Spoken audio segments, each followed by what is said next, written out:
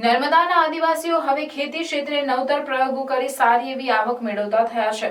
ખાસ કરીને આદિવાસી ખેડૂતોએ હવે ફૂલોની ખેતીમાં ઝંપલાવી છે। નર્મદા જિલ્લાના ડેડિયાપાડા તાલુકાના સામરઘાટના પ્રગતિશીલ યુવા ખેડૂત સન્યાભાઈ વસાવા છેલ્લા 4 વર્ષથી ગલગોટા અને ગુલાબના ફૂલોની ખેતી કરી રહ્યા છે। સન્યાભાઈ શરૂઆતમાં પરંપરાગત ખેતી કરતા હતા, જેમાં કપાસ, તુવેર અને જુવાર, મકાઈની ખેતી કરતા હતા, જેમાંથી વર્ષના એકવાર આવક મળતી। પણ જ્યારથી ફૂલોની પ્રાકૃતિક ખેતી તરફ પ્રયાણ કર્યું છે, ત્યારથી દર મહિને 35 થી 40 હજારની કમાણી કરે છે।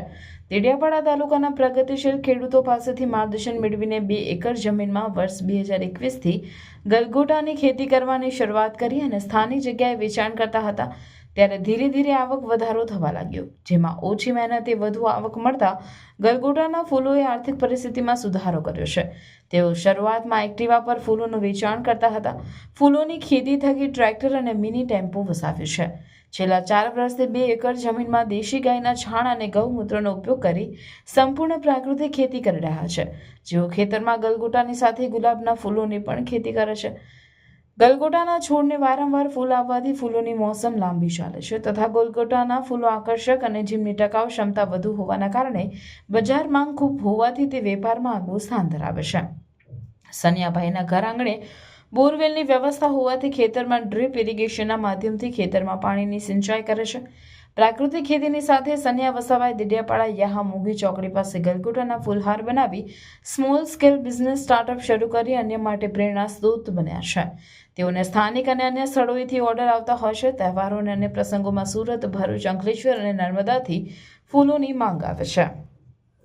અમે શરૂઆતમાં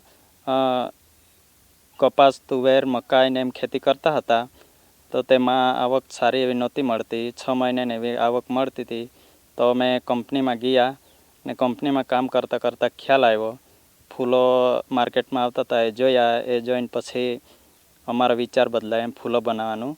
તો ફૂલો અમે માર્કેટથી લાવીને વેચતા હતા અને પછી જાતે બનાવવાનો વિચાર કર્યો એમ। તો જાતે ફૂલો બનાવ્યા, ગુલાબ, ગલગોટા અને એ બધું બનાવતા છે। અમે આની અંદર બિલકુલ પ્રાકૃતિક ખેતી કરીએ છીએ, એમાંથી અમને સારી એવી આવક મળે છે ને અમે ફૂલમાં